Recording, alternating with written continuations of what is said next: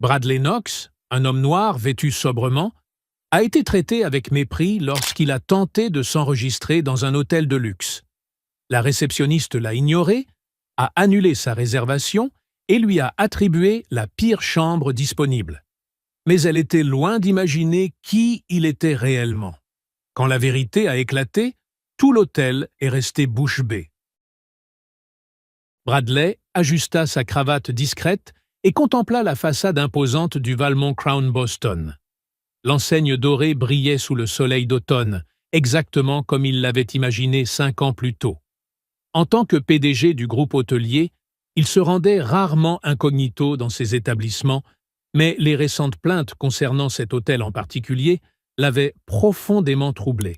« C'est parti », murmura-t-il en attrapant sa valise en cuir véritable avant de franchir l'entrée. Le hall affichait le luxe emblématique de la marque Valmont. Lustres en cristal, sol en marbre italien, décorations raffinées valant des millions. Bradley avait supervisé personnellement chaque détail. Habillé de vêtements de marque au style discret, il s'approcha du comptoir de la réception. Une jeune femme blonde, les cheveux tirés en un chignon impeccable, tapait frénétiquement sur son clavier. Son badge indiquait « Tiffany Miller, réceptionniste en chef ». Bradley attendit patiemment, mais elle ne leva même pas les yeux. « Excusez-moi », dit-il enfin d'un ton calme. Tiffany leva brièvement les yeux, le balaya du regard en une fraction de seconde, puis retourna à ses occupations. « Un instant, s'il vous plaît. » Bradley l'observa répondre au téléphone, discuter de la décoration florale pour le salon principal et trier des papiers. 3 minutes passèrent avant qu'elle daigne enfin s'adresser à lui. « Je peux vous aider ?» demanda-t-elle, avec un sourire mécanique qui ne touchait pas ses yeux. « J'ai une réservation pour aujourd'hui, au nom de Bradley Knox. » Tiffany tapa mollement sur son clavier. « Je ne vois aucune réservation à ce nom. Pouvez-vous vérifier de nouveau, s'il vous plaît ? J'ai effectué la réservation moi-même il y a 1 semaine. »« Monsieur, il n'y a aucune réservation à votre nom dans notre système, » répondit-elle, son ton trahissant une légère irritation. Bradley resta calme. « Peut-être en cherchant avec le numéro de confirmation ?» proposa-t-il en lui montrant le mail sur son téléphone. Tiffany y jeta à peine un coup d'œil. « Ce numéro n'apparaît pas chez nous. Vous avez sûrement fait une erreur lors de la réservation. » Un couple blanc, bien habillé, s'approcha du comptoir voisin. Le visage de Tiffany se transforma aussitôt. Son sourire devint éclatant, sa posture nettement plus attentionnée. « Bonjour et bienvenue au Valmont Crown. Que puis-je faire pour vous ?» Bradley observa la scène, une douleur familière lui serrant la poitrine. Ce sentiment d'invisibilité, il le connaissait bien, c'est contre cela qu'il s'était battu toute sa vie pour gravir les échelons du monde des affaires. « Madame, » reprit Bradley poliment une fois le couple parti, « je vous demande de revérifier ma réservation. Il doit y avoir une erreur. »« Monsieur Knox, nous avons déjà vérifié 2 fois. Il n'y a rien, » répliqua Tiffany d'un ton sec, à peine voilé de mépris. « Nous avons une chambre de libre, mais elle est à 850 $ la nuit, sans petit déjeuner. » Bradley pensa aux 27 hôtels qu'il possédait à travers le monde, aux 3000 employés sous sa direction, à la fortune qu'il avait bâtie de zéro, fils d'une femme de ménage qui nettoyait des chambres d'hôtel.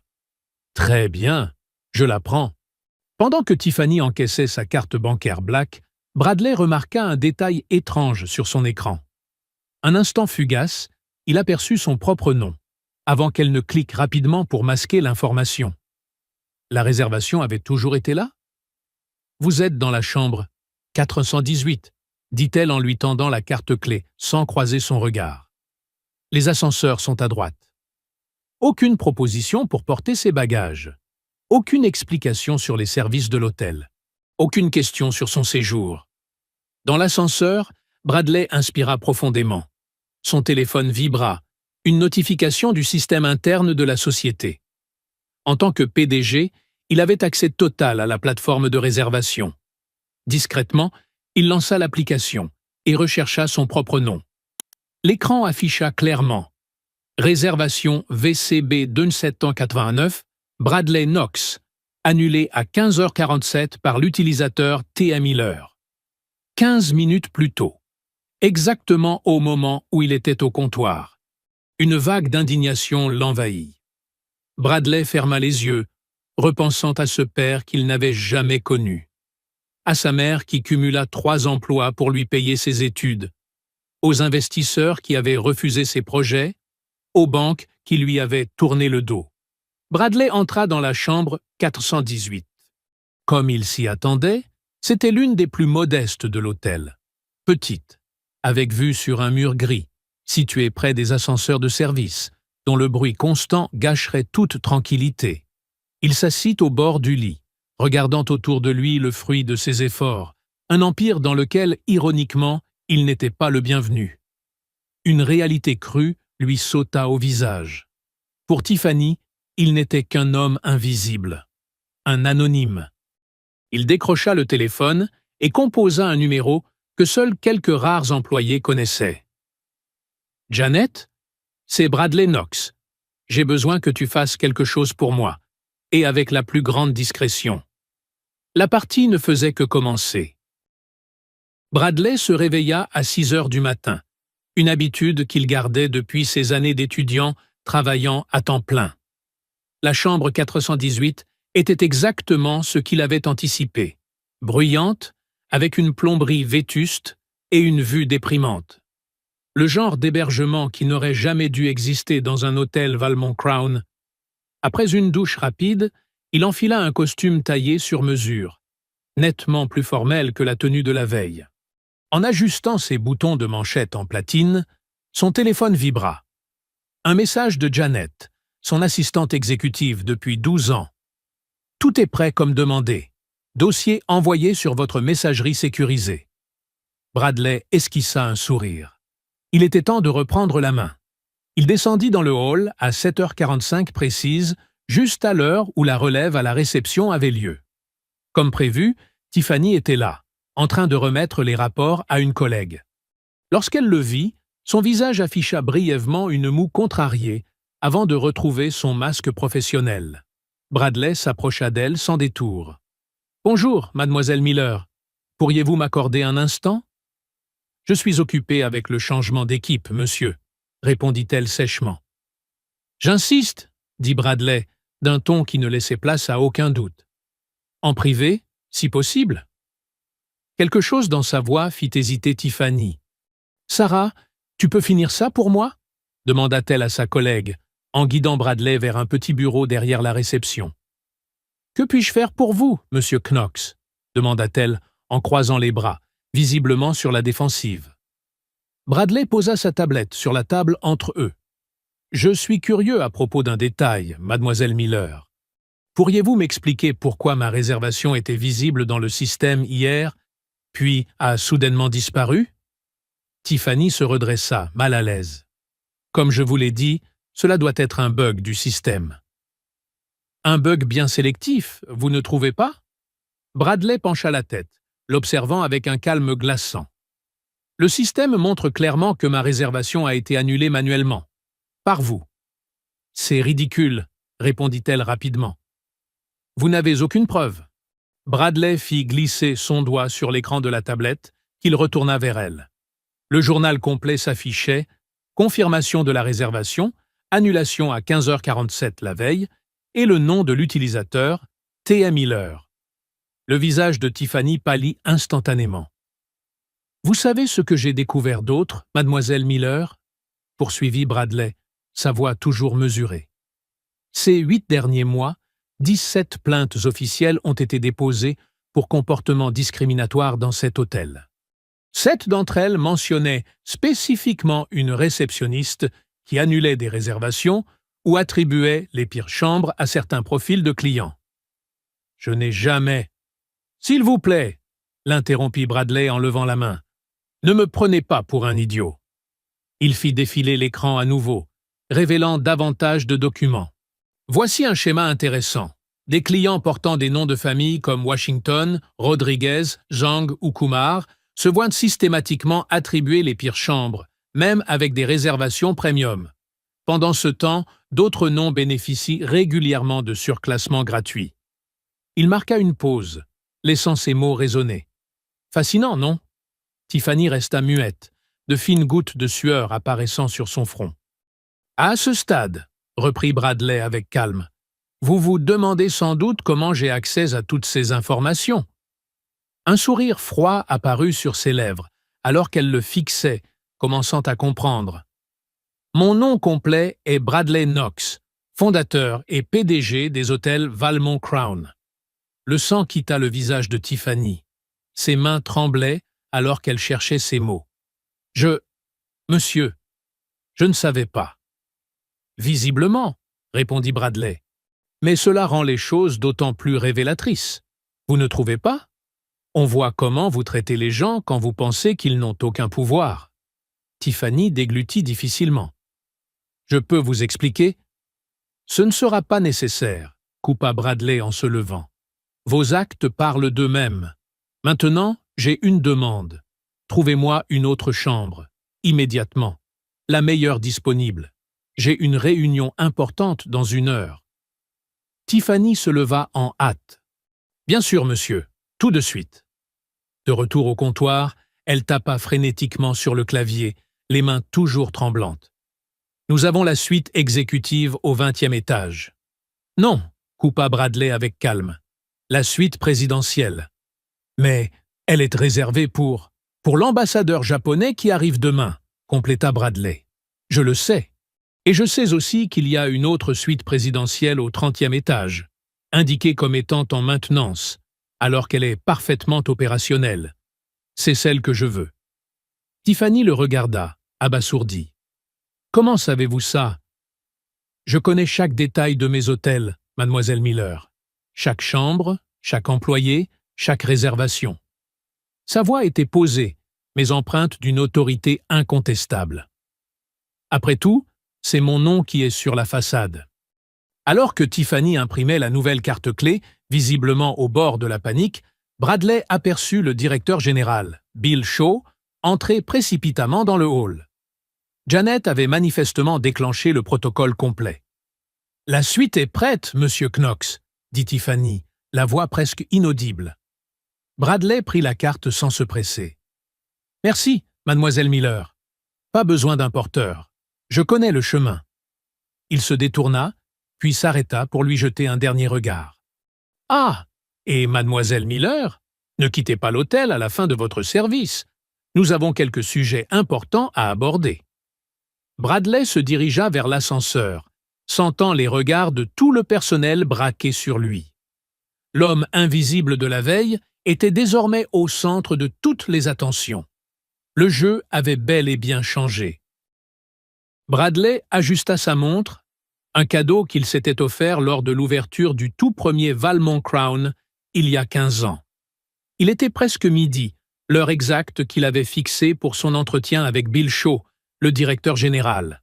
Après avoir réglé quelques affaires urgentes dans la matinée, il était prêt pour l'acte suivant. La suite présidentielle du 30e étage était exactement ce qu'elle devait être, spacieuse, élégante, avec une vue panoramique sur la ville. Rien à voir avec la chambre 418. Ici, chaque détail incarnait l'exigence d'excellence que Bradley avait imposée à sa marque. Son téléphone sonna.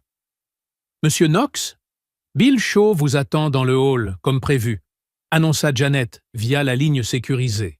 « Demandez-lui de me retrouver au restaurant principal. Et Janet, assurez-vous que mademoiselle Tiffany Miller soit également présente. »« C'est déjà en cours, monsieur ?» Bradley descendit par l'ascenseur privé. Dès qu'il entra dans le restaurant, il sentit l'atmosphère changer. Les employés chuchotaient entre eux, jetant des regards nerveux dans sa direction. La nouvelle de la présence du PDG et de son mécontentement s'était répandue comme une traînée de poudre. Bill Shaw attendait à une table centrale, visiblement mal à l'aise. Grand, la cinquantaine, les cheveux gris soigneusement coiffés, il s'efforçait d'afficher une assurance que son regard anxieux démentait. « Monsieur Knox, quelle agréable surprise !»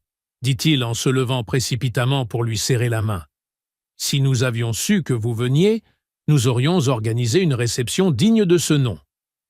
Justement, Bill, c'était bien là le but. Bradley serra sa main fermement, sans esquisser le moindre sourire. Asseyez-vous, je vous prie. Tiffany se tenait à quelques mètres derrière, les yeux fixés au sol. Bradley fit un signe de tête dans sa direction. Mademoiselle Miller, veuillez vous joindre à nous. Tous trois prirent place, formant un triangle chargé de tension. Bradley remarqua que plusieurs clients et employés observaient discrètement la scène. Bill, je suis ici parce que j'ai reçu plusieurs rapports préoccupants sur cet hôtel ces derniers mois.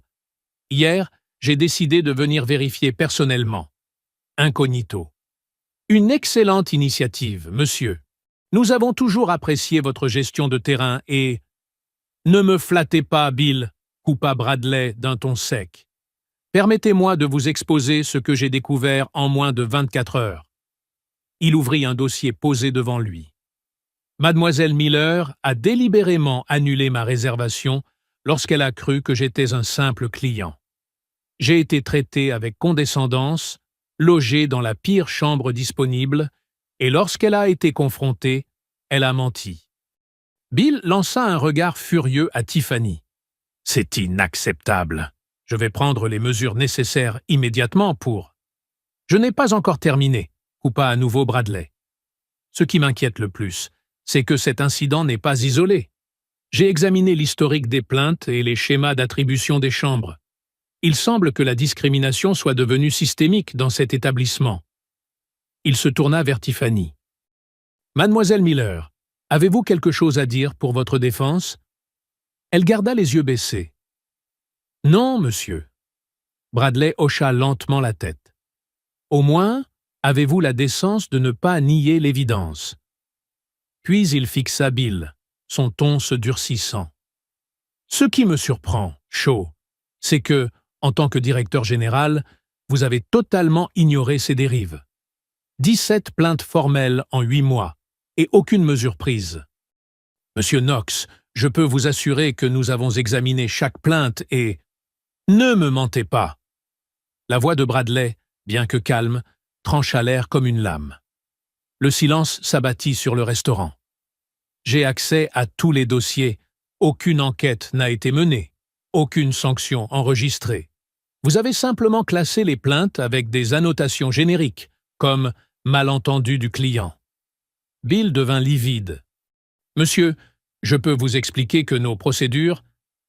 Vos procédures sont censées suivre les directives de la maison, celles que j'ai moi-même instaurées. » Bradley l'interrompit une fois de plus. « Chaque plainte doit être analysée. Chaque client mérite le respect. Ce sont les fondements mêmes des hôtels Valmont Crown. » Bradley referma calmement le dossier et se tourna vers Tiffany. « Mademoiselle Miller, vous êtes renvoyée, avec effet immédiat. » Tiffany déglutit difficilement, mais acquiesça sans mot dire. « Bill, poursuivit Bradley, je veux que cela soit fait officiellement. Ici, maintenant. »« Ici » balbutia Bill, en regardant autour de lui. « Au milieu du restaurant ?»« Exactement ici. » Le regard de Bradley ne laissait place à aucun doute. La discrimination a eu lieu au grand jour dans cet hôtel. La correction doit être tout aussi publique. Bill réajusta nerveusement sa cravate et se tourna vers Tiffany. « Mademoiselle Miller, vous êtes renvoyée, avec effet immédiat. Veuillez remettre votre badge et vos effets professionnels aux ressources humaines avant de quitter les lieux. » Tiffany retira son badge d'un geste tremblant, le posa sur la table, puis se leva et sortit rapidement, consciente que tous les regards étaient braqués sur elle. « Quant à vous, Bill, » reprit Bradley une fois qu'elle eut disparu, « j'ai encore à réfléchir à votre maintien en poste. Mais avant cela, j'ai une annonce à faire. » Bradley se leva et se dirigea vers le centre du restaurant. Sa voix résonna haut et clair dans la salle. « Mesdames et messieurs, je suis Bradley Knox, PDG et fondateur des hôtels Valmont Crown. Je m'excuse d'interrompre votre déjeuner, mais je dois vous faire une annonce importante. Cet hôtel sera temporairement fermé dès demain pour un audit complet. » Un murmure de surprise parcourut la salle. Tous les clients actuels seront relogés dans d'autres établissements de notre groupe, dans des chambres de catégorie supérieure, sans frais supplémentaires. De plus, une nuit gratuite vous sera offerte pour une future réservation. Il est inacceptable qu'un établissement portant le nom Valmont Crown n'offre pas les standards les plus élevés, pas seulement en matière de luxe, mais aussi en matière de dignité et de respect envers chacun de nos clients. Bill Shaw resta assis, le teint aussi pâle qu'un drap. Les employés échangeaient des regards inquiets. Les clients observèrent la scène avec un mélange de choc et de fascination. Bradley revint à la table, les yeux fixés sur Bill. « Nous allons maintenant discuter des prochaines étapes en privé. Mon bureau. Dans 15 minutes. » L'après-midi avançait, tandis que Bradley Knox observait la ville à travers la baie vitrée de sa suite. En à peine 24 heures, le Valmont Crown Boston s'était métamorphosé. Une équipe d'audit interne était déjà en route, dirigée personnellement par Janet. Les clients recevaient des notifications de transfert vers d'autres hôtels de la chaîne, la plupart avec surclassement en guise de compensation. « Monsieur Knox, Bill Shaw est ici pour votre rendez-vous. Faites-le entrer. » Bill pénétra dans la suite présidentielle avec une allure d'homme vaincu. Les heures écoulées depuis la confrontation au restaurant avaient laissé des traces visibles. Cernes marquées, cravate desserrée, cheveux en bataille. « Asseyez-vous, Bill », indiqua Bradley en désignant un fauteuil face à son bureau improvisé. « Monsieur Knox, tout d'abord, je tiens à exprimer mes plus profonds regrets pour ce qui s'est passé. J'en assume l'entière responsabilité et… » « Bill », l'interrompit calmement Bradley, « allons droit au but. Vous travaillez pour Valmont depuis 8 ans. Vous avez été promu directeur général de cet hôtel il y a 3 ans. Et au début, cette unité figurait parmi les 3 mieux notés en satisfaction client. » Bill acquiesça, visiblement surpris par ce rappel. « Cependant, » poursuivit Bradley, « ces 18 derniers mois, les indicateurs se sont effondrés. Les plaintes ont explosé. Le taux de rotation du personnel a triplé. Et, plus inquiétant encore, un schéma de traitement inégal des clients s'est installé, en contradiction totale avec tout ce que nous avons bâti. Monsieur, je… Qu'est-ce qui vous est arrivé, Bill ? La question, posée avec une douceur inattendue, désarma Shaw. Il fixa Bradley un instant, puis ses épaules s'affaissèrent. « J'ai laissé les choses m'échapper, » admit-il enfin. « Au début, je faisais de petites concessions à l'équipe. Ensuite, j'ai commencé à fermer les yeux sur certains comportements pour éviter les conflits. Quand j'ai réalisé ce qui se passait, c'était déjà trop tard. » Bradley l'observa en silence. « Vous êtes devenu complice par passivité. »« Oui, » murmura Bill. « Et je n'ai aucune excuse. » Bradley se leva et s'approcha de la fenêtre. « Lorsque j'ai fondé cette entreprise, je me suis juré de ne jamais laisser quelqu'un se sentir comme je me suis senti hier, invisible, rabaissé, jugé sur son apparence plutôt que sur sa valeur. » Il se retourna vers Bill, sa voix plus ferme. « Vous avez trahi cette promesse. Vous n'avez pas seulement échoué comme manager, mais comme être humain. »« Je comprends, » répondit Bill, la gorge serrée. « Et j'accepterai votre décision, quelle qu'elle soit. » « Vous êtes renvoyé, Bill. » Les mots flottèrent dans l'air. Bill hocha simplement la tête, acceptant son sort. « Toutefois, » reprit Bradley, « contrairement à mademoiselle Miller, vous aurez droit à un départ discret. Ce soir, videz votre bureau. Demain, l'équipe sera informée de votre départ. Vous recevrez 2 mois de salaire comme indemnité, non pas parce que vous le méritez, mais parce que Valmont Crown maintient ses standards, même dans la déception. »« Merci pour cette considération, » murmura Bill en se levant péniblement. « Une dernière chose, » dit Bradley, alors que Bill atteignait la porte. « Pourquoi avez-vous ignoré cette plainte en particulier? Celle d'une famille maltraitée par Tiffany le mois dernier ?» Bill s'arrêta. « Laquelle ? » ?»« La famille Johnson. Le père était médecin. La mère, professeur, 3 enfants. Ils fêtaient leur anniversaire de mariage. » Bill inspira profondément. Je ne me souviens pas précisément.